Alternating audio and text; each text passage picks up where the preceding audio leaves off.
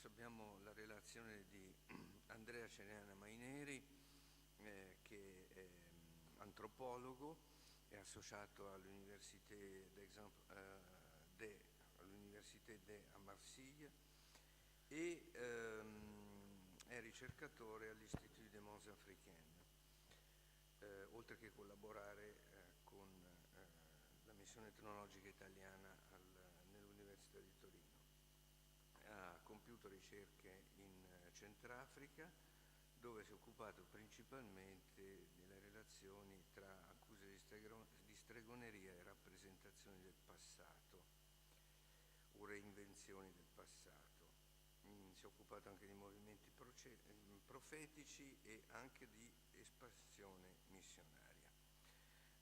La sua relazione, che sarà in francese, ha per titolo Stregoneria e profetismo in Centrafrica, forme e sincretismo del religioso, 1885-1965. Bene, grazie mille. Dopo aver rivolto in italiano appunto i doverosi ringraziamenti alla vostra istituzione per questo invito, io ho preparato in effetti una relazione in francese, quindi se posso préférerais continuer en français. Donc, je vais m'arrêter dans ma communication sur la trajectoire historique de la notion de sorcellerie en Centrafrique, la République centrafricaine, bien sûr, donc, à laquelle je ferai référence par son vrai nom qui est effectivement Centrafrique, dans la période comprise entre 1885 et 1965. Donc ces deux dates ne sont prises ici que, enfin, se réfèrent ici seulement à deux moments historiques emblématiques en vue de ma reconstitution. Bien sûr, en 1885, la conférence de Berlin décide du partage de l'Afrique entre les grandes puissances occidentales et inaugure une phase nouvelle de l'occupation coloniale du continent. Alors, il faut savoir que pour les Européennes, au moment de la conférence de Berlin, cette partie de l'Afrique équatoriale demeurait encore, pour la plupart, une terre inconnue, et elle était encore la dernière tache totalement blanche des cartes géographiques de l'époque. La deuxième date, 80 ans plus tard, en 1965, au lendemain de l'indépendance, correspond en réalité au dernier soubresaut d'un mouvement prophétique centrafricain qui a demeuré inconnu jusqu'à des années récentes par la littérature. Un mouvement qui, comme beaucoup d'autres mouvements qu'on a mentionnés ici, a promu l'abandon des cultes anciens, taxés de sorcellerie, la destruction par le feu des objets rituels, définis des fétiches, et a contribué à la conversion massive des populations au christianisme. Il prônait le catholicisme, en effet, on verra ensuite éventuellement.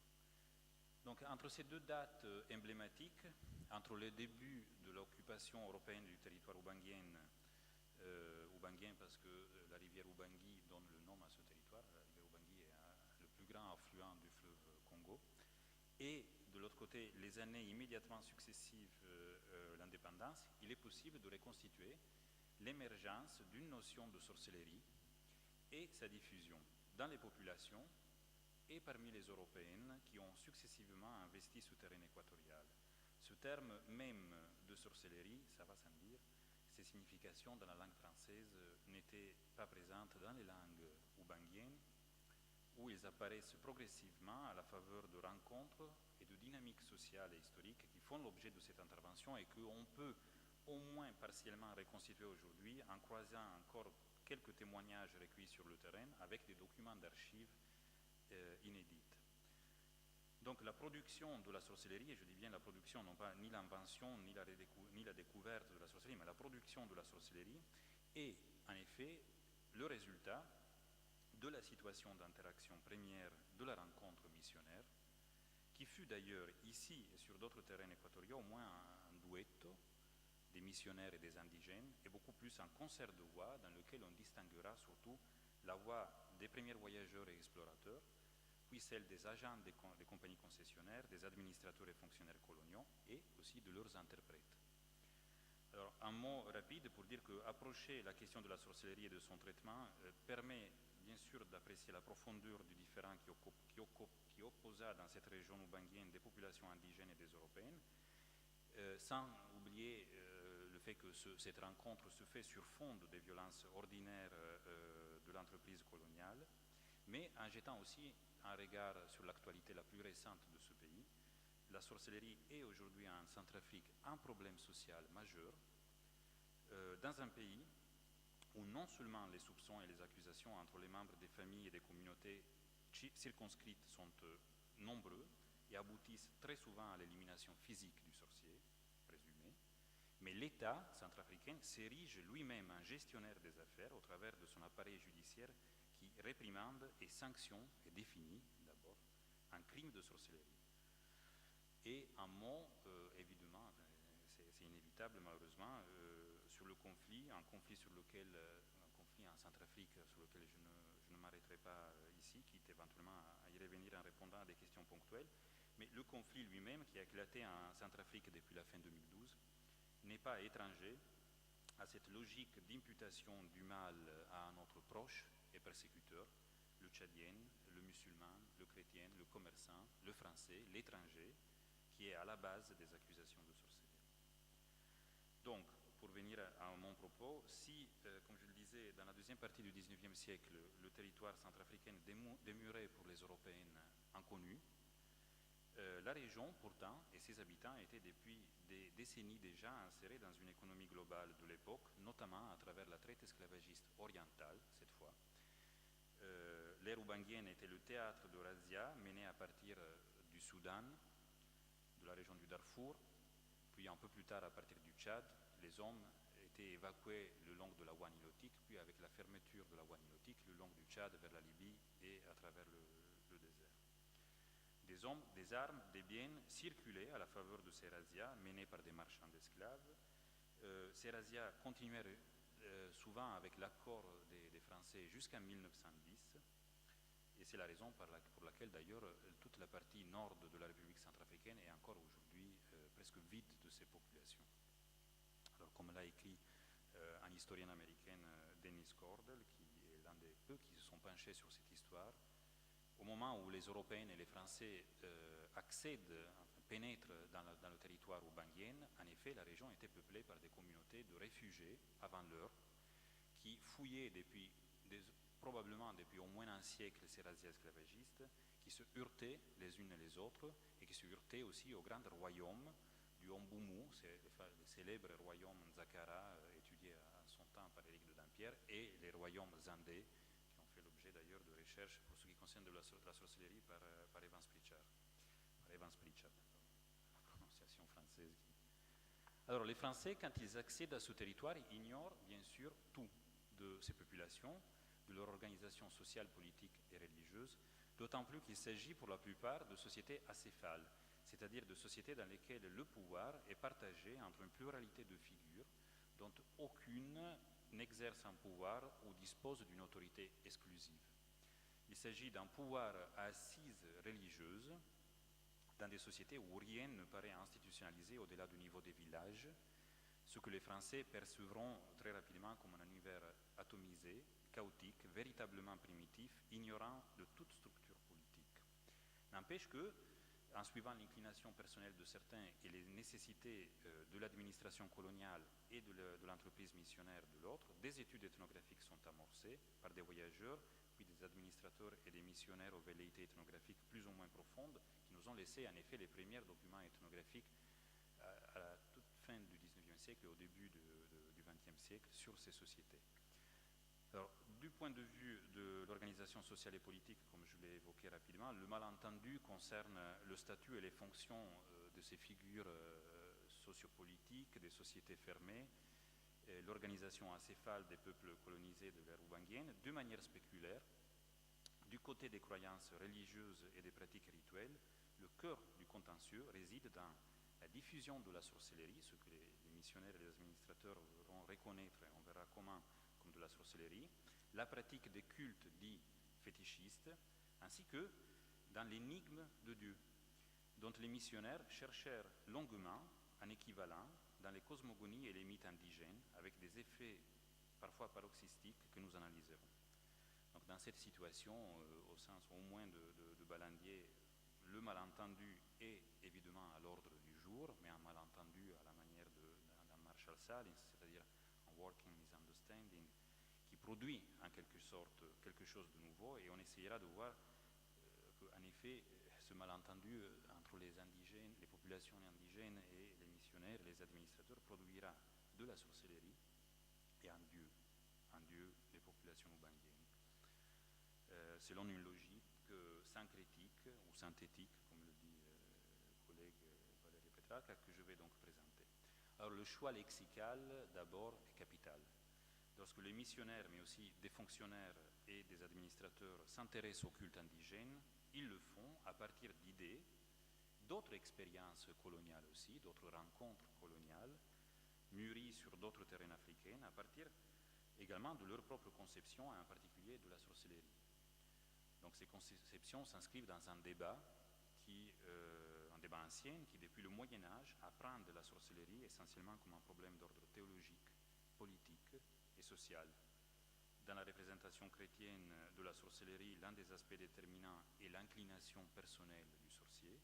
Autrement dit, la sorcellerie aurait à voir avec une disposition morale intime et perverse éventuellement de l'individu.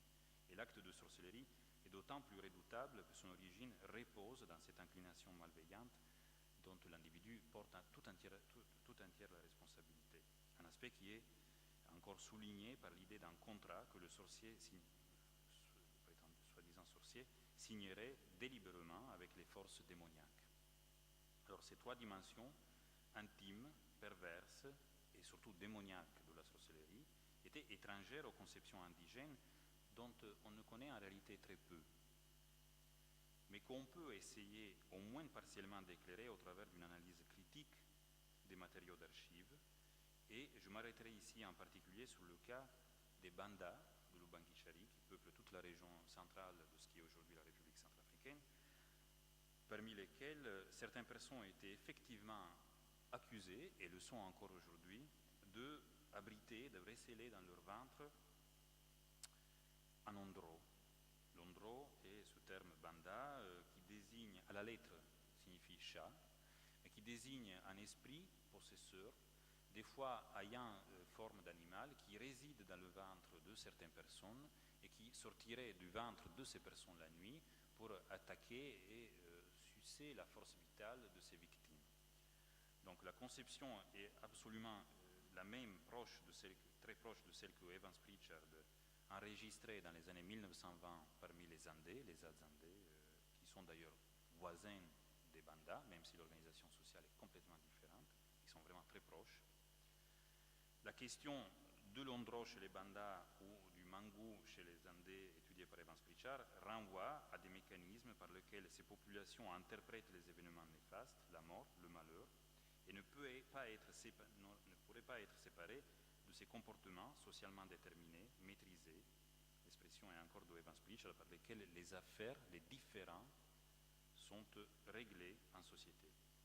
Comme l'a écrit Evans Pritchard, mais je dirais la formule s'adapte encore au cas des Bandas voisins, la sorcellerie est synonyme des sentiments qui sont supposés la provoquer, d'où vient que ces populations conçoivent la haine, l'envie, la cupidité au terme de la sorcellerie, et qu'inversement, ils conçoivent la sorcellerie au terme des sentiments qu'elle recèle, qu'elle révèle.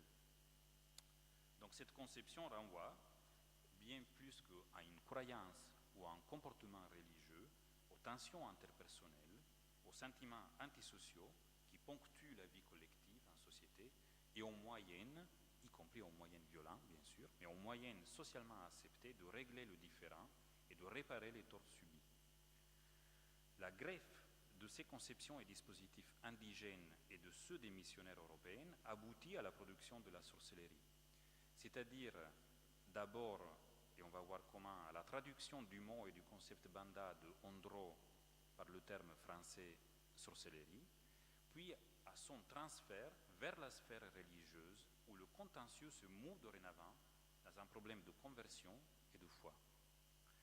Il en témoigne, je crois, de manière exemplaire le passage qui suit, qui a été écrit par l'un des premiers missionnaires de l'ordre des Spiritaines, qui amorcèrent, qui ont fait l'évangélisation des populations Banda. C'est le père Charles Tisserand, frère du célèbre cardinal Tisserand d'ailleurs, qui fut d'ailleurs ordonné prêtre en 1910 par Monseigneur Leroy, qui est l'auteur d'un livre à son temps célèbre sur la religion des primitifs et qui tenait la chaire de Histoire des religions à l'Institut catholique de Paris. Ce qui laisse aussi entrevoir, je dirais, une certaine généalogie des conceptions de ces missionnaires ethnologues.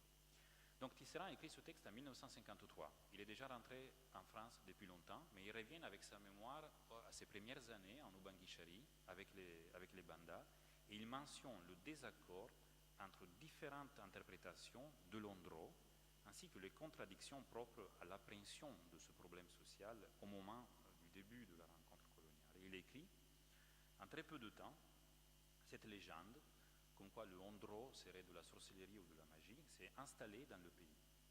Ce fut au temps où les premiers indigènes du pays, parlant français, se substituèrent comme interprètes aux Sénégalais, qui, eux, traduisaient Ondro par animal. Ces nouveaux interprètes locaux avaient mal compris le mot sorcier et l'appliquaient à ceux qui ne l'étaient pas. J'ai eu l'occasion, à cette époque, d'assister à la scène suivante. Devant l'administrateur colonial, on accusait une pauvre femme Banda, plutôt misérable, d'avoir un Ondro ayant causé la mort d'un homme. J'entendis la phrase en Banda, puis avec stupeur la traduction de l'interprète. Il, le plaignant, dit que elle, cette vieille femme, a le sorcier dans le ventre. L'administrateur regarda la femme et fit la réflexion « Ah, elle est sorcière. On ne le dirait pourtant pas. » Je n'avais pas à intervenir sur le moment, mais après, chez lui, j'ai essayé de faire comprendre à l'administrateur ce que je savais de l'Ondro, et je ne savais pas alors tout ce que je sais maintenant.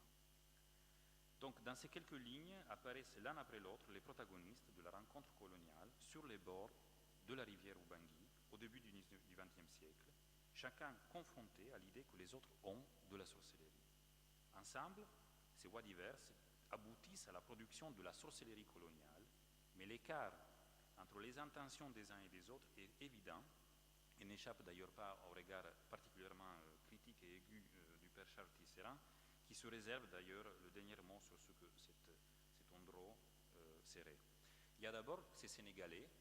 Les Sénégalais, c'est des guides et des hommes, c'est un nom commun qui était donné à tous les guides et hommes armés recrutés parmi les populations de l'Afrique occidentale et qui accompagnaient les Français dans l'Afrique équatoriale et qui servaient entre autres, on ne sait pas trop de quelle manière, mais comme traducteurs, comme premier traducteur. Donc ces Sénégalais, ils traduisaient le terme Ondro quand même comme animal. Donc à la lettre, c'était ceux qui restaient le plus proches de la signification et du sens original de ce mot.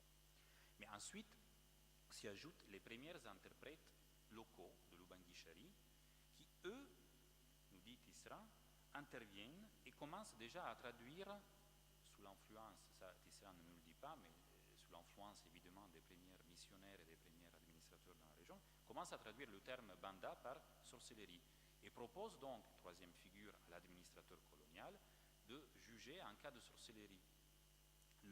L'administrateur colonial, d'ailleurs, ne remet nullement en cause la traduction qui lui est proposée par ses interprètes locaux.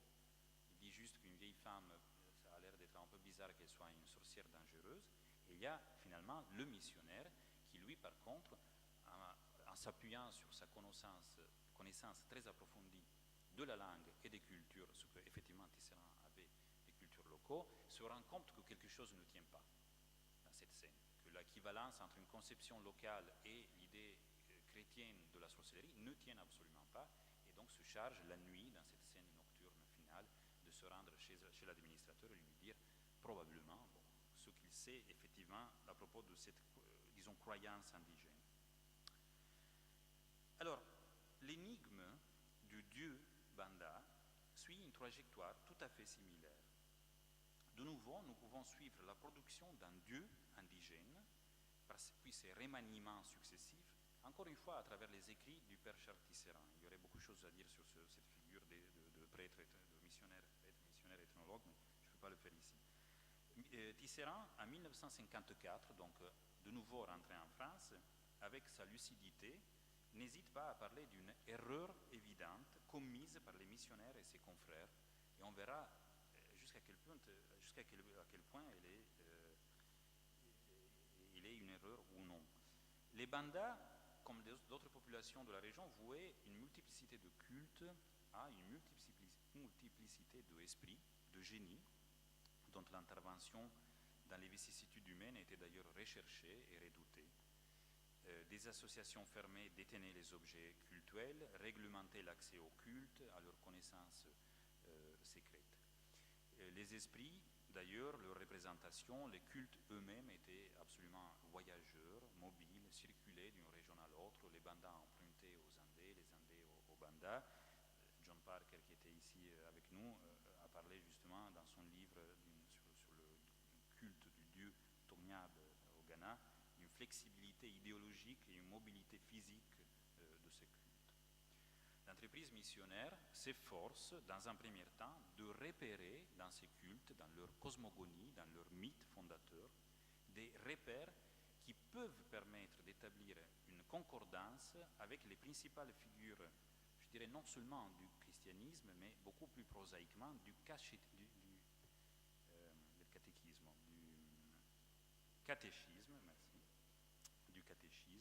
pour pouvoir ensuite procéder à sa traduction dans les langues locales. Les premiers catéchismes en Banda sont encore aujourd'hui dans les archives des Pères Spiritaines et remontent aux années 1905, 6, 7, et puis le diffuser donc dans les populations. Mais la tentative d'établir des concordances entre ces figures du catholicisme, du christianisme, et celles que ces missionnaires ethnographes repéraient progressivement en analysant les cosmogonies et les cultes des Bandas se heurte à une prolifération de génies locaux, d'esprits, qui ont d'ailleurs un caractère très susceptible, sinon assurément ambivalent. Alors plusieurs tentatives de traduction pour essayer de trouver un équivalent du Dieu dans l'acception monothéiste Dieu créateur sont faites. Et je voudrais vous lire ce passage, je m'arrêterai de nouveau du Charles Tisserand, je vous le lis et puis j'essaie de l'expliquer. Alors, Tisserand écrit, lorsqu'il est désormais rentré en France, il écrit « Les missionnaires, ayant à traduire un catéchisme, ont commencé par demander aux populations qui a créé toutes les choses. Ailleurs, on y est allé par interprète. En pays Banda, on ne pas cette ressource et on obtient Terre. Je vous dirai ce que c'est. Or, Terre est le principal personnage des contes, aux multiples avatars, pas tous à son avantage. Pendant des années, c'est ce nom Terre qu'on employa dans le catéchisme et les prières. Quand l'erreur fut évidente, on chercha ailleurs. Le père Dègre, lui aussi ethnologue d'ailleurs, employa Yavrou, qui signifie l'orage. Le père Beneteau, en Centrafrique de 1906 à 1913, employa Yilungu. Et je m'arrête à ces trois noms. Or, le premier est Terre. Donc, dans les premiers catéchismes, et c'est effectivement ce qu'on repère dans les archives, on utilise Terre pour indiquer un dieu qui pourrait avoir un sens pour les populations indigènes aussi. Or, Terre est le trickster. C'est le fripon qui apparaît dans de nombreux contes et mythes, qui d'après Evans Pritchard, qui a écrit en 1967 l'introduction à un recueil de contes des Andés, était présente aussi chez les Andés avec le nom de Touré. Touré, c'est le fripon qui descend sur la terre, qui subvertit l'ordre normal des choses, sème le chaos, remet en discussion les principes qui règlent la vie en société. Et on peut alors s'interroger sur cette équivalence particulièrement équivoque entre le Dieu professé par les missionnaires spiritains et le trickster, le fripon des contes dont Evans Pritchard disait dans ce recueil de 67 qu'il s'agit d'un menteur, un tricheur qui ne manque pas de perversion, je traduis le texte d'Evans Pritchard, d'un assassin, d'un vaniteux avide, d'un traître totalement égoïste. On pourrait utilement s'interroger sur les retentissements de cette identification, à partir notamment d'une observation ethnographique d'un théologien et anthropologue hollandais, Will Hegen, qui a écrit dans les années 1970 une monumentale ethnographie sur le peuple Banda, qui n'a jamais malheureusement été publiée, mais qui raconte que le chef d'un village centrafricain lui a demandé encore en 1970 s'il est vrai que Jésus est Terre. Et à Hegen, ce théologien, de se demander donc si ce Jésus Terre ne serait pas une sorte de contre-héros culturel qui continuellement contredit les normes culturelles, notamment en matière de Alors le deuxième mot est Yilungu. Alors les Banda disent encore aujourd'hui, quand on les interroge, que le dieu de leurs ancêtres est Yilungu, l'un des noms cités effectivement par Tisserand. L'analyse sémantique montre en revanche la logique syncrétique qui a permis aux missionnaires et aux Banda de fabriquer un dieu qui s'adaptait à la fois aux attentes des uns et aux attentes des autres. Ce mot n'est que la crase des mots Eyi, qui est le pronom démonstratif c'est lui, mais aussi le substantif, le propriétaire de quelque chose, le maître de quelque chose, et du mot Lingu, qui désigne exactement le contraire du principe de la sorcellerie, de l'ondro. Ce serait un autre principe, disons, vital, bénéfique cette fois, que l'homme, la famille, l'individu et surtout le prêtre du culte du Lingu doit essayer de développer pour contrer l'avancée de cette sorcellerie ondro. À la naissance, on ne sent parler que du Lingu et du Lingu. Il faut que le Lingu soit fort.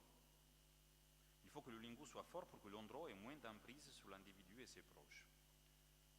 Le Lingu est donc représenté par 3 bâtonnets plantés par terre avec un anneau qui les tient ensemble, et le Yilingu est l'homme, la personne qui officie, le prêtre du culte du Lingu, la personne qui garde, conserve et protège, entre guillemets évidemment, le fétiche représentant cette force, cet esprit. Alors sous l'influence des missionnaires, selon la logique syncrétique qui domina la rencontre coloniale dans cette région, ce principe, le Lingu, devient progressivement, pour les missionnaires qui les évangélisent et pour les bandas qui reçoivent leur message, la base spirituelle de tout individu. Il se produit alors un glissement sémantique. Les Yi Lingu cesse d'être le titre d'un dignitaire religieux humain, le maître du fétiche du Lingu, et devient progressivement un être invisible, le Dieu de nos pères, le Dieu créateur que d'autres témoins enregistreront dans les années successives parmi les bandas et dont j'ai moi-même entendu parler dans les années passées comme d'un Dieu des ancêtres bandas. Entre curiosité ethnographique et impératif de la conversion, entre le besoin de contrôler et réprimer les institutions indigènes et d'autre côté leur flexibilité, leur transformation, leur indocilité, ce travail syncrétique se prolonge bien au-delà de cette phase première de reconnaissance réciproque dans de nombreuses figures qui peuplent désormais l'univers socio-religieux des bandas et des Européennes sur le terrain, avec des résultats que des administrateurs et missionnaires commenteront de manière souvent désabusée.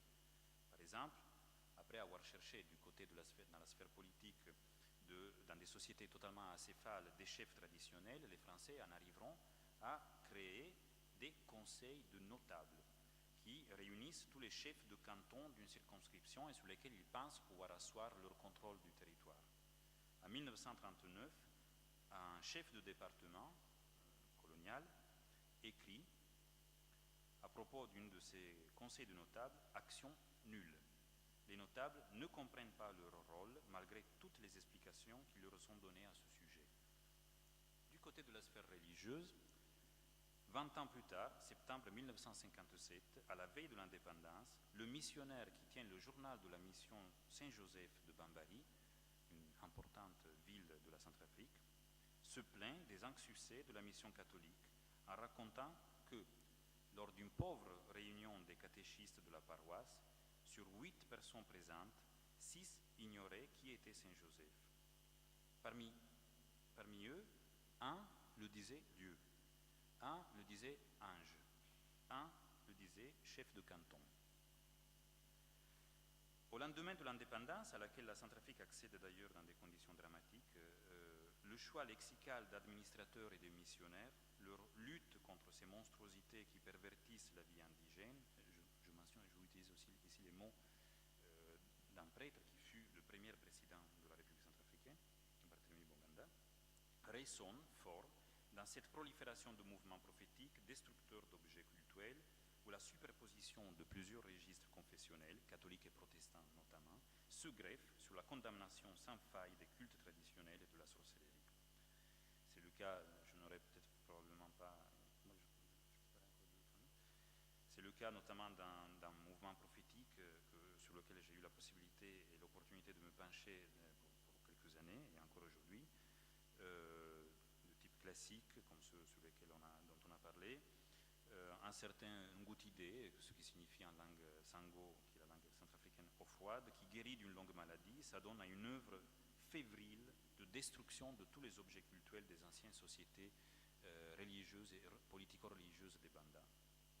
Les cultes anciens, leurs fonctions et organisations, qui étaient déjà mises à mal dans les contextes nouveaux qui se dessinaient, s'épuisent rapidement sur les bûchers allumés par le prophète Banda international. À l'instar de William Wade Harris, de Simon Kimbangu, mais surtout en s'inspirant de la trajectoire et du travail des prophètes ngunzistes qui circulaient en ce début des années 1960 sur l'autre côté de la rivière Ubangui, à l'ancien Congo belge, Ngutide s'érige en destructeur des fétiches, prône la conversion des populations. Les missionnaires européens assistent au cortège de centaines de personnes qui marchent vers son village pour lui remettre les objets de culte et le faire brûler.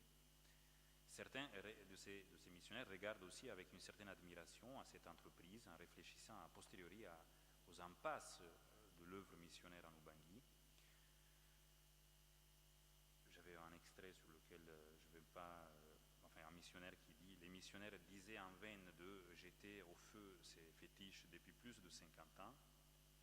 Maintenant, après le passage d'Ongutide, dit un missionnaire français dans une localité de la Centrafrique, si j'avais assez de catéchistes, je pourrais en placer un dans tous les villages de la brousse. La nouvelle église de Bakala risque de devenir trop petite. Maintenant, il y a plus de 400 personnes qui viennent chaque jour à la messe. » Avec ce prophète destructeur de fétiches, s'arrête symboliquement la trajectoire des cultes anciens, des Bandas. Leur chemin des forêts des bords de l'Ubangui, aux savanes peuplées par les Bandas du Nord, s'épuise désormais.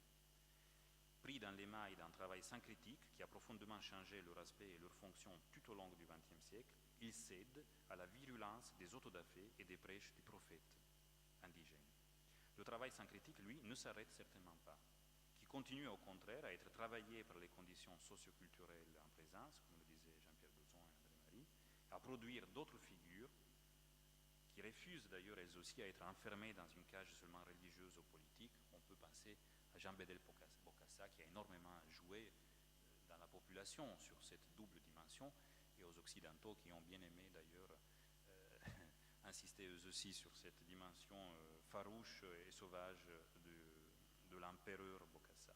Reste une considération avec laquelle je termine ma communication qui touche au statut même des cultes qui ont été successivement définis et combattus comme de la sorcellerie, comme des monstruosités, comme du fétichisme. Ces prophètes, et je cite ici en effet Claude Lemperro moi aussi, ces prophètes, par leur entreprise déstabilisatrice menée dans la violence, instituent la crise, j'ajoute moi-même, instituent la crise sur tous les fronts, reconnaissent l'insuffisant, dénoncent l'insuffisance ou même le danger, pour ne pas dire le caractère diabolique des recours anciens, et par l'action destructrice du feu, dépossèdent les populations des repères importants sur lesquels se structuraient les sociétés locales. En définitive, ils renforcent dans la population le sentiment d'insécurité qu'ils étaient initialement chargés de combattre, nous dit Claude Lemperro dans une polémique virulente avec Jean-Pierre Dozon. Et la multiplication de la sorcellerie, en effet, ce mal qui atteigne le noir de manière autrement plus tenace, peut bien être lu comme l'indice de cette fragilité, ni complètement nouvelle, ni seulement ancienne, du monde dans lequel évoluent tous ceux qui s'érigent avec des instruments divers et en poursuivant chacun ses fins, un adversaire féru des sorciers et des fétiches. Je vous remercie.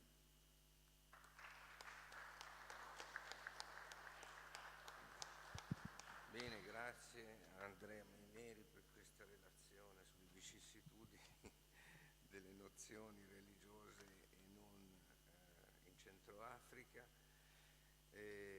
Penso che potremmo aprire una discussione con delle domande non solo al nostro relatore ultimo, ma anche, se ce ne fossero, a quelli che lo hanno preceduto.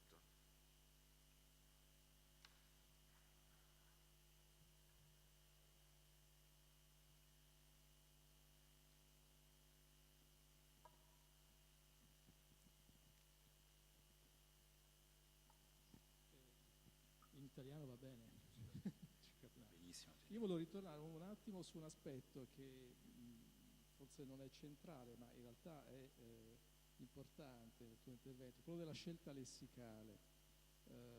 che è il problema appunto della traduzione del nome di Dio nelle lingue locali, ma che è un problema più generale che riguarda per esempio tutte le forme politiche, no? Come chiamare, come tradurre forme politiche con Stato oppure società cefare. È il problema dell'antropologia, ma è un problema che l'antropologia è ereditato dalla colonizzazione, dalle colonizzazioni, compresa quella missionaria. Ed è stato considerato a volte un po', diciamo, in modo sbrigativo, quello della scelta lessicale, una forma di dominazione europea, al netto, diciamo, di malintesi a ripetizione non sempre produttivi. Una dominazione, quella di chi per esempio impone i nomi, appunto da ridimensionare, da rivedere. Penso appunto a esitazioni, a manipolazioni attive e passive, cioè anche manipolazioni subite.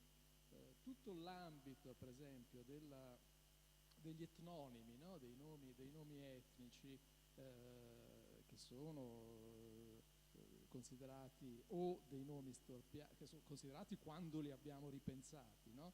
Che ci siamo resi conto abbastanza rapidamente che non sono i nomi veri, sono eteronimi la più parte degli etnonimi, ma non sono neanche sempre i nomi inventati dalla colonizzazione. La colonizzazione fa con quello che trova sul posto.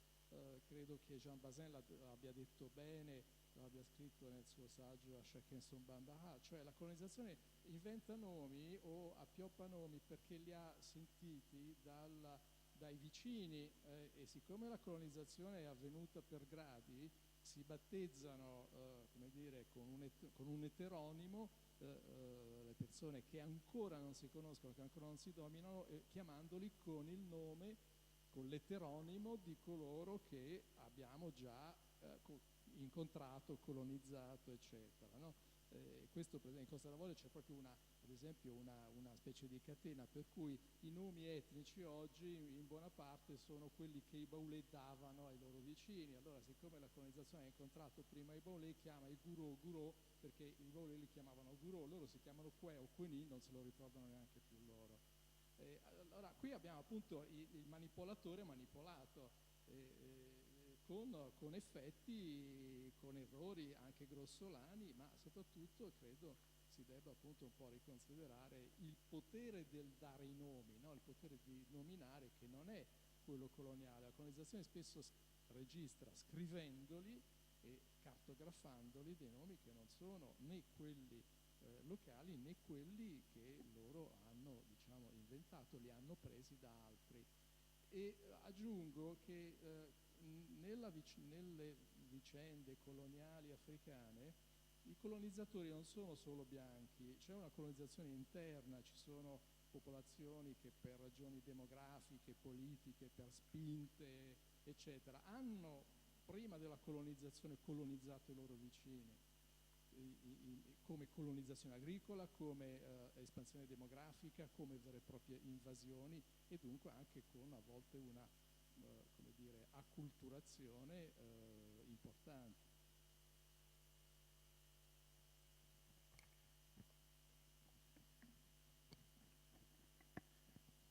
Sì, no, ma infatti sono assolutamente d'accordo con te, ma c'è anche di più, nel senso, quando dico che Tisserand è comunque nominato pretre nel 1910 da Monsignor Leroy, c'è un processo il quale teneva appunto una cattedra importante, per la cronaca c'è André Marie che lavora su questi argomenti da anni, antropologo francese, ma teneva una cattedra all'Institut Catholique per cui passavano tutti i missionari che erano poi istruiti anche di una pratica etnografica piuttosto di una metodologia etnografica importante, e che partivano poi sul terreno con questo doppio compito di evangelizzare ma anche di produrre delle vere e proprie etnografie missionarie sulle società. Cioè effettivamente non so come dire, l'immagine del missionario che si sbaglia tra virgolette e fa dei collegamenti così un po' strampalati assolutamente non tiene. Evidentemente c'è un progetto dietro di tentativo di comprendere cosa siano queste società. Effettivamente molto spesso è necessario appoggiarsi su chi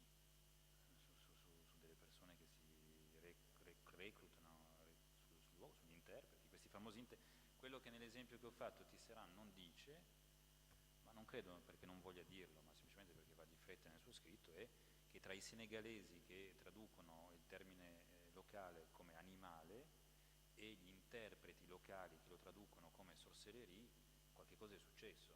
Qualcheduno è andato a dirgli no, guarda, non è un animale, è della sorcelleria, della stregoneria. Questo è evidentemente il passaggio che magari un lavoro d'archivio può permettere di fare. Però c'è proprio anche, come dire, un impegno apologetico e missionario ed etnografico insieme che si mescola in queste, perlomeno in alcune di queste figure di spicco di questa etnografia per quel che riguarda il Centrafrica dei primi anni del Novecento.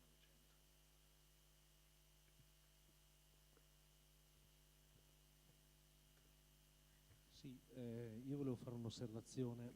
Io sono un missionario, quindi nonostante sia stato in Asia e non in Africa, ovviamente come missionario, il problema dell'inculturazione, come la chiamiamo noi, cioè della comunicazione del Vangelo o dei valori del Vangelo in una cultura che è nuova, è un problema che tocca tutta la dimensione dell'umano, non soltanto quella linguistica o non soltanto quella antropologica. E quindi il discorso proprio della preparazione del missionario è fondamentale. Vi faccio un esempio: insegno in una facoltà teologica missionaria e insegno teologia della missione, e quindi per noi la preparazione antropologica, teologica e anche antropologico-religiosa, no, dei popoli dove andiamo è fondamentale. Allora, forse nell'Ottocento si usavano ancora gli interpreti, no? In questo senso la problematica di poter tradurre un messaggio in una lingua da un'altra lingua già creava un problema. Poi l'interpretazione che ne dava il catechista locale era un altro problema, cioè si accavallavano vari problemi, no? Alla fine chi riceveva il messaggio evangelico poteva ricevere una, come dire, traduzione della traduzione della traduzione, una comprensione della comprensione della comprensione, cioè era un problema anche così di conoscenza. Oggi questo tipo di attività non c'è più quasi dappertutto. Esiste ancora in alcuni territori africani, là dove ci sono dei dialetti molto minoritari, in cui non esistono grammatiche o testi che si possono studiare per per avere una conoscenza linguistica, no? Ma nella stragrande maggioranza dei casi, vi assicuro, il missionario accede già alla conoscenza della lingua e accede direttamente, senza più interpreti, alla conoscenza della realtà culturale e antropologica dei popoli, e quindi il messaggio è più diretto. Questo tipo di attività comunque nasce già a partire da un'intuizione di propaganda fide, che voi sapete che cos'è, già dal 1621 con il suo segretario Ingoli, il quale già chiede ai suoi missionari di fare un processo di inculturazione, cioè di imparare le lingue locali e soprattutto di non fare comparazioni, ma di osservare la realtà. Il primo lavoro che fa un missionario quando va in missione è quello di, almeno per i primi 3 anni, quello di osservare la realtà astenendosi da qualsiasi tipo di giudizio. Non perché non voglia, come dire, fare una sintesi e comprendere la realtà in quanto tale, la comprende alla luce di un'osservazione, senza dare dei giudizi che possono essere, come dire, dei tentativi di voler applicare delle categorie nostre in un contesto in cui le nostre categorie non risultano poi essere le stesse del luogo dove tu sei. Quindi l'osservazione è proprio il primo metodo per evitare gli errori che nel passato purtroppo sono stati fatti in questo senso. Anche il tentativo di voler interpretare dei popoli, la loro religiosità, è molto importante questo. Solo dopo una conoscenza di anni e di tempo per poter conoscere i riti e i culti di questi popoli si può eventualmente fare un lavoro di vera e propria interpretazione o storicizzazione. Parlo ad esempio delle feste, no? Alcune feste cosiddette tradizionalmente presenti in questi popoli vengono, come dire, storicizzate, cioè gli viene dato un significato che è un significato cristiano piuttosto che islamico, piuttosto che di altre realtà. Ecco, quindi c'è un lavoro grandissimo dietro, che tiene conto ovviamente del rapporto tra l'esperienza missionaria, la fede che si vuole comunicare e dall'altra parte le cosiddette scienze, non direttamente teologiche, come l'antropologia, l'etnologia, la linguistica e così via, che sono fondamentali per il lavoro missionario. Grazie. Sì, capisco perfettamente, e del resto io credo che, se posso permettermi, il problema non era, cioè non è quello di giudicare, nel senso che non è né oggi quello di giudicare quello che possono aver fatto gli spiritani in Centrafrica, ma non è neanche tanto quello che si va poi ricercando, perlomeno come antropologo degli archivi, non è quello che si va ricercando come posso dire, nel ricordo missionario, piuttosto, insomma, nello scritto missionario e nell'insieme della pratica, non so, di questo, nel mio caso, perché mi occupo di Centrafrica, di questo inizio di XX secolo, è proprio più che altro la maniera in cui ci si osserva reciprocamente. Se volessimo invertire lo sguardo, per esempio, stesso identico tipo, invertire l'ordine dei fattori, in Centrafrica come in come in molti altri posti in Africa equatoriale, e questo ancora, di nuovo Charles Tisserand lo scrive, quando loro arrivano nei villaggi, escono dalle barche e le popolazioni indigene per molto tempo prendono i missionari, gli amministratori, tutti quelli che sono bianchi, per gli spiriti delle acque.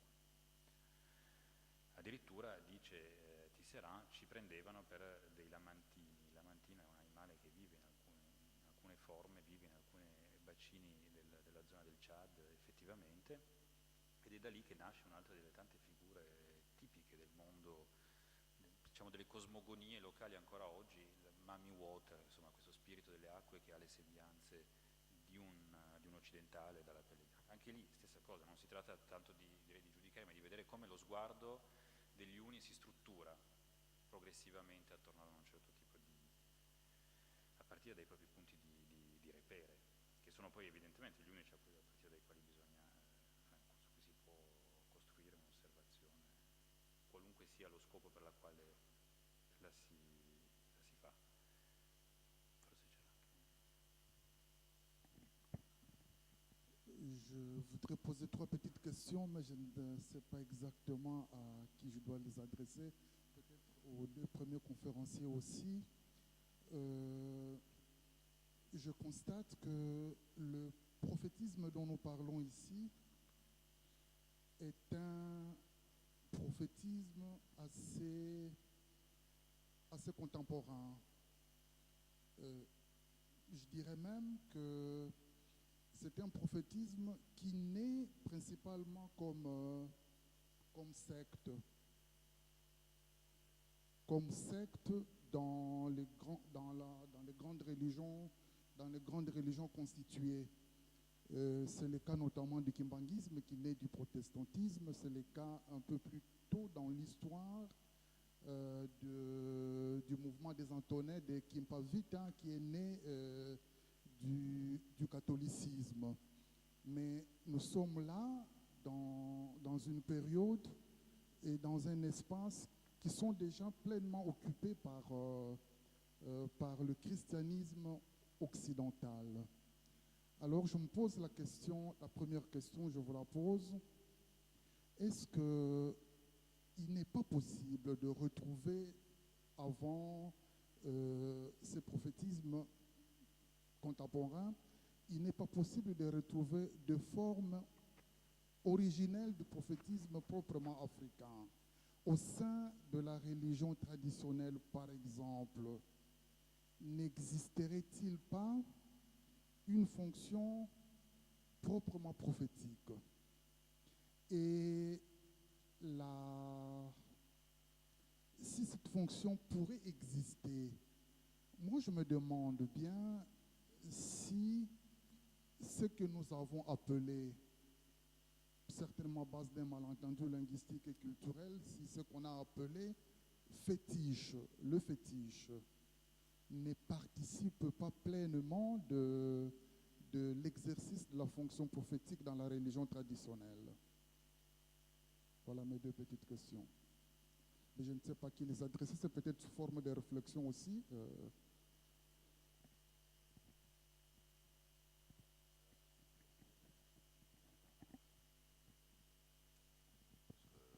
La question a été posée en français, peut-être que je suis capable de me faire entendre. Donc, vous posez la véritable question, c'est-à-dire, y a-t-il des formes prophétiques, disons, autochtones, indépendantes par rapport au missionnarisme, au prosélytisme chrétien? Et c'est une question pareille à l'Antiquité, hein, parce que nous avons un mot, prophète, qui traduit, avec la traduction d'Alexandrie, Nabi et Niba, un prophétesse et prophétaire. Donc, je me suis posé la question et je crois qu'il y a beaucoup de figures par rapport, j'ai étudié quelques petites populations de la Côte d'Ivoire et aussi une petite population entre le Tchad et le Cameroun du Nord. Donc il y a des formes, mais sont liées à une ritualité, à une possession, à quelque personne qui est habitée par un esprit, mais c'est toujours quelque chose qui arrive après la danse, après un rite. Je n'ai pas trouvé une association directe entre le nom de Dieu et le nom et le prénom du prophète. Parce que, évidemment, des figures du pouvoir extraordinaire par rapport aux sociétés locales sont en rapport à des formes, des pouvoirs, religieux aussi. Donc l'idée que quelqu'un dise « Ah bon, je suis en rapport direct avec l'autorité », ça comporte immédiatement un bouleversement des autres figures, des pouvoirs extraordinaires et, disons, pas directement religieux aussi. C'est ça les figures qui sont capables à voir, à voyager, à être habitées par une puissance, il y en a, mais elles sont à l'intérieur de l'organisation des pouvoirs. Quelqu'un qui se prend pour soi-même, je suis directement en rapport avec un Dieu unique, c'est une possibilité de forme religieuse que c'est connaturé à l'expérience de chrétien, je crois. Ça fait une différence au point de vue de l'histoire de l'Occident et au point de vue des missions chrétiennes, parce que ne sont pas les missionnaires qu'encouragent les prophètes, prennent des mains des missionnaires la Bible, et ils sont très très intéressés aux figures de l'Ancien Testament. C'est la possibilité que quelqu'un reçoive une visite particulière, personnelle, directe de l'autorité, et que ça soit d'une certaine façon permanente, que dure toujours, pas seulement après une action rituelle. Je crois qu'il s'agit d'une nouveauté qui a des formes de négociation, évidemment, et même par rapport aux traductions. On parle souvent du syncrétisme. Alors, le christianisme est une religion syncrétique. Dieu, c'est la divinité du ciel, n'est pas Yahvé. Donc, l'idée que la religion ne suive pas le contact, la négociation entre des formes culturelles. Vous avez parlé de l'enculturation. Le christianisme en Occident est une religion inculturée. Le culte des saints, par exemple, les reliques, ne sont pas pensables dans la tradition juive. Et même la façon que nous avons de nommer Yahvé vient de la divinité du ciel, d'une langue qui a prêté, qui a contribué à faire une négociation. Et quelquefois, la négociation, certes, implique aussi la confusion, la difficulté de se comprendre, mais les choses culturelles et religieuses aussi marchent comme ça. Donc j'ai vu des problèmes très très bien exposés à propos de la réhabilitation des missionnaires qui nous avons causé avant un peu, c'est-à-dire sont les Européens et peut-être les figures qui gardent les religions aujourd'hui, disons, africaines, qui ont du soin, qui transcrivent, qui documentent les religions, disons, païennes, et qu'ils connaissent mieux, et qu'ils s'efforcent de traduire une négociation, toujours à partir du fait qu'il y a quelque chose à dire, évidemment, parce que le missionnaire, s'il part et il va dans une société différente, ça signifie qu'il y a quelque chose à donner, quelques vérités, parce que sinon, il doit rester chez lui, non? Mais cette vérité, cette intention de vérité s'exprime aujourd'hui en Afrique, je suis très d'accord, avec une gentillesse, une capacité d'entendre, d'accueil, qui peut-être, c'est vrai qu'il s'agit du seul monothéisme humain, disons, en circulation. Une idée ontologique et une méthode relativiste. Et donc, nous avons ensemble une idée très différente par rapport aux choses qu'on trouve aux missionnaires, qu'ils sont le contraire de l'anthropologue, qu'ils imposent, qu'ils font une action de déracinement des traditions locales. Donc, c'est ça. Vous avez posé la question, j'ai essayé de vous dire quelque chose, mais c'est un problème ouvert. J'ajoute seulement que la plupart des prophètes, enfin, style Kimbangu et congolais, prophètes congolais, en effet, ils vivent une expérience qu'ils interprètent dans les termes, qui est décrite dans les termes évangéliques, presque bibliques, mais qui est bien connue dans la société, entre guillemets, traditionnelle. La possession par un esprit qui donne lieu à la maladie et puis une guérison qui permet d'accéder à des connaissances soudainement exceptionnelles. Bon, enfin, encore aujourd'hui, les Nganga font ça en quelque sorte pour avoir leur pouvoir de guérison. Donc c'est comme ça, je pense qu'il est aussi souvent interprété l'expérience prophétique par des populations, comme quelque chose qui... ce n'est pas que la répétition d'une trajectoire prophétique puisée dans les Écritures, dont la trace a été réécrite à partir des Écritures.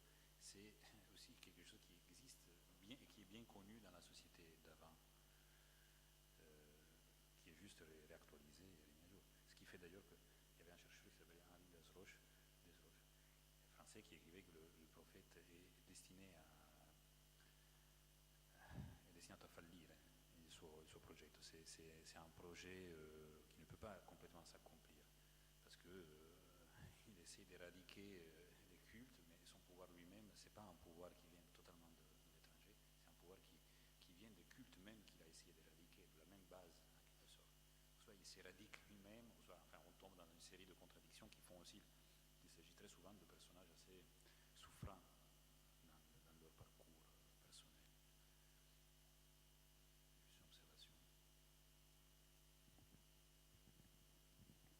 Oui, je veux faire une observation à propos justement des missionnaires, parce que vous parlez des missionnaires comme si ce sont uniquement des Européens. Et ici, justement, je vois un grand manque d'Africains.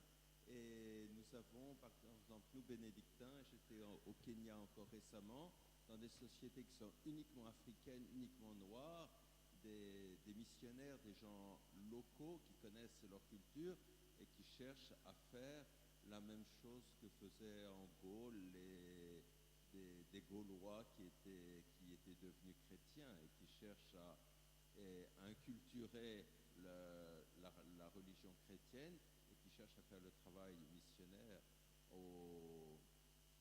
En Tanzanie, c'est encore plus. Hein.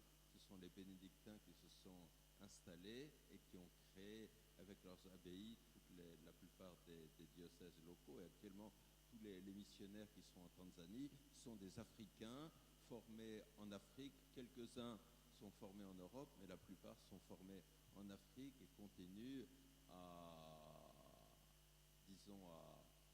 prêcher, entre guillemets, à leur peuple, à leur propre peuple et à leurs propres connationaux la religion chrétienne. Et je pense que le rapport entre les cultures africaines, par un Africain né en Afrique, hein, je ne parle pas des Afro-Américains, est tout à fait différent de celui d'un missionnaire européen. Vous avez parfaitement raison, mais vous devez appeler missionnaire même un prêtre romain qui reste à Rome. Oui, donc sont tous missionnaires. Et en effet, dans la langue italienne, on a utilisé par rapport à l'apostolato le terme mission. Le christianisme est une religion missionnaire. Disons, vous avez cité la propaganda fide. Donc, à l'âge moderne jusqu'à aujourd'hui, Mittere, c'est quelqu'un comme l'ethnologue qui va dans un territoire qu'il ne connaît pas et où il n'est pas né. Donc, pour nous entendre. Mais la chose la plus importante, c'est que la route missionnaire s'est bouleversée parce qu'il y a des prêtres africains qui permettent à des paroisses de vivre en Europe.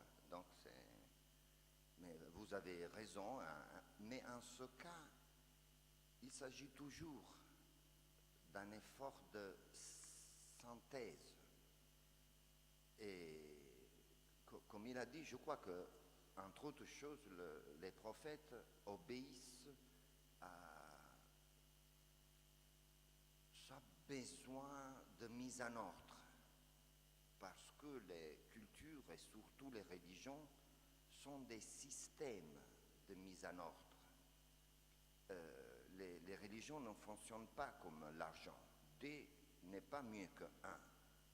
Parce qu'il s'agit de systèmes. Donc, traduire ou pas traduire, mais en tout cas, il y a des architectures qui marchent bien, mais qu'on ne peut pas substituer quelque chose.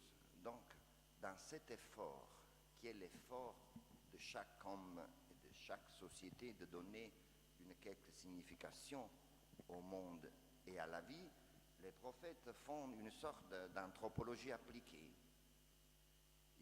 Ils essayent à retrouver une synthèse, pas un syncrétisme, c'est-à-dire quelque chose que donne la possibilité. Jean-Pierre Dozon, il a utilisé le terme d'anthropologie appliquée pour parler des prophètes. Scusate, è molto tardi, quindi vorrei buttare lì una cosa, un contributo che forse può essere utile, non senza svilupparlo molto, ma mi rifaccio a quanto prima Fabio Aviti ha detto circa la genealogia delle categorie. Lui ha parlato di politica, di altre cose, di etnonimi, e mi sembra molto interessante questo discorso proprio in rapporto alle categorie religiose. E faccio un esempio storico che secondo me ci aiuta a capire questa complessità, ed è riferito proprio alle zone di lingua Kikongo, cioè all'antico regno del Congo, che diventa un regno cattolico nei primi anni del Cinquecento, e dove la terminologia relativa alla traduzione dei concetti è formulata localmente, probabilmente anche per iniziativa del re Alfonso, che leggeva, scriveva, era una persona colta, scriveva al Papa, ma specialmente ad opera dei canonici regolari di Loyo a Lisbona, molti dei quali erano africani. e intervengono in maniera pragmatica, perché il problema è quello di stabilire un rapporto con un contesto di percezione religiosa, e quindi i termini, compresi il termine della divinità, eccetera, sono formulati in una base di un contatto diretto e di recezione da parte della società locale. Chi se ne accorge? Se ne accorgono i missionari, prima i gesuiti e poi i missionari di propaganda fide, i gesuiti nel corso del Cinquecento, i missionari di propaganda fide nel corso dalla metà del Seicento, in gran parte italiani, spesso lombardi, che hanno un problema. Si trovano un catechismo Kikongo già scritto nei primissimi anni del Cinquecento, di cui percepiscono la difficoltà di controllo, di verifica, un forte problema filologico, non sono in grado di fare niente perché ormai hanno un contesto cristianizzato, un contesto dove il cristianesimo comunque è una componente fortissima, e John Thornton se ne accorge di questo fatto e si rende conto di come sia importante leggere, aver presente questa storia concettuale per capire il movimento di Kimpavita nel Settecento, e che in qualche modo parla attraverso categorie religiose che sono eterodosse ma che sono fortemente comprese dalla Chiesa congolese e anche nelle sue espressioni ecclesiali che non siano quelle missionarie dei frati di propaganda fide. È molto interessante, considerate che il catechismo Kikongo è la base poi nell'Ottocento per la traduzione delle categorie religiose in tutta quest'area, spesso per pura recezione, sia in Angola che in Congo belga, e allora insomma le genealogie di queste categorie religiose, vediamo che c'è qualcosa di molto più complesso che non solo l'agency missionaria, effettivamente, perché ci sono diversi livelli di traduzione. All'origine probabilmente, io penso come Fabio, ci sia proprio qualcosa di molto africano, e quindi in questo senso diciamo l'interpretazione del sincretismo acquisisce ulteriormente una dimensione di complessità.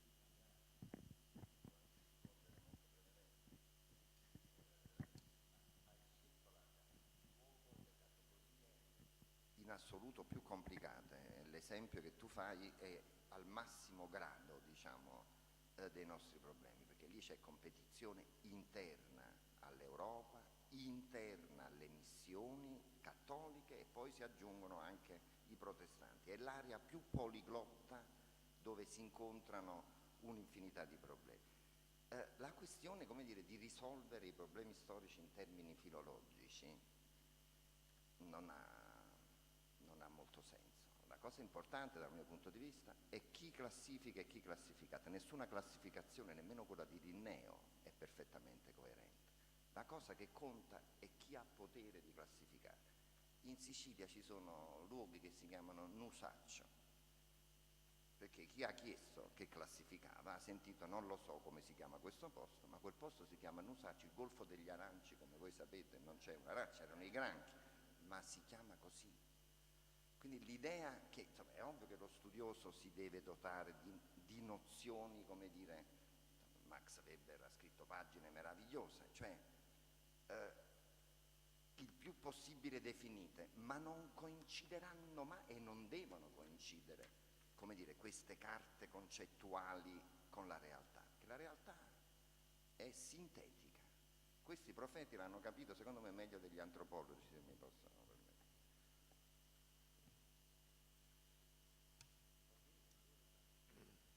Concludiamo, però. Sì, questo è definitivo, direi. Allora ringraziamo i nostri relatori e ringraziamo però da parte dei relatori anche il pubblico che cortesemente